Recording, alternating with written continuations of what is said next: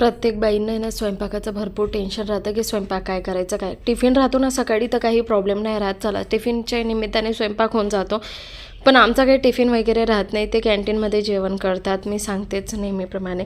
आणि आम्ही फक्त 4च जण राहतो. आता जेवणाचं इतकं टेन्शन आहे ना की काय बनवायचं, ते पण मुलांना आवडायला पाहिजे. तर म्हटलं चला आता भाकर केली होती रात्री, तर भाकर हाय उरलेली, तर म्हटलं तिचंच काही ना काही बनवते. तर आपल्या खानदेशी भागामध्ये भाकर उरलेली राहते किंवा पोळ्या उरलेल्या राहतात, तर तुम्हाला माहिती आहे काय बनवतात. तर मस्तपैकी इथे ना बाशी काला बनवला होता. एक आपलं फेमस आहे खानदेशी भागाला बाशी काला, बाशी खिचडी, किंवा जर तुमची फेवरेट भाजी असणार ती, तर खूपच छान लागते आणि खूपच टेस्टी पण लागते. तर मी इथं मस्तपैकी काला पण बनवला गेला होता माझा. आणि उर्वीला ना कुरड्यांची भाजी खूपच आवडते.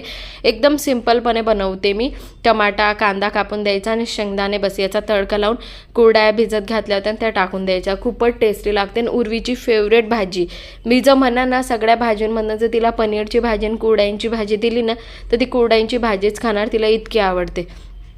मुलांची वाट बघत होतो. नेटफ्लिक्सवरती ना आमचं रिचार्ज सध्या केलेलं आहे आम्ही. तर 2 महिन्यापासून आम्ही नेटफ्लिक्सवरती जितके बी सिरीज येत आहेत ना सगळे तेच बघतो आहे आम्ही. कोरियन ड्रामा म्हणतात त्यांना. आणि खूपच छान वाटतात ते, काही नवीन वाटतं बघायला. ते सिरियलांपेक्षा तर खूपच छान आहे, काहीतरी चांगलंच आहे. मुलं आले येताच बरोबर आरोड्या मारायला लागले, तुम्ही आमच्या म्हणजे आमची वाट नाही बघितली, लगेच चालू करून दिलं, लगेच चालू करून घेतलं. उर्वीला खूप गुस्सा येतो जर मी तिचा व्हिडिओ बनवते तर, पण मी लपून तिचा व्हिडिओ बनवूनच घेते. चला मग आता मुलं आल्यानंतर आम्ही बसलो फायनली जेवण करायला. ते बोलतात मला की तू एकटी जेवण नको करून घेत जाऊ प्लीज, आमची वाट बघत जा.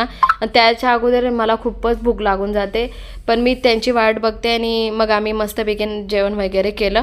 कुरड्यांची भाजी आणि काला. तर उर्वीने कुरड्यांची भाजी खूप आवडीने खाल्ली. असं नाही की माझे मुलं बाशी खात नाही, कधीतरी मी देते त्यांना, आणि द्यायला पाहिजे, सवय पडलेली राहते ना तर छान राहतं.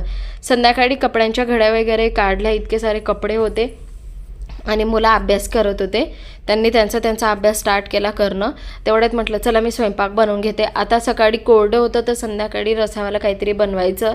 तर शनिवार होता तर म्हटलं चला आपली स्पेशल डाळ उडीदची डाळ, मस्तपैकी उडीदची डाळ आणि भाकर टाकली. नवऱ्याने मुलांचं अगोदरच जेवण झालं होतं. आम्ही एन्जॉय केली मस्त भाकर, भाजी, पापड, कांदा आणि निंबू आणि लोणचं. याच्यापेक्षा भारी जेवण कुठं आहेच नाही हो. तर चला बाय बाय. हाच होता छोटासा मिनी व्लॉग. कसा वाटला कमेंटमध्ये सांगा. आम्ही तर मस्त पोट भरून जेवण केलं, तुम्ही पण करा. बाय.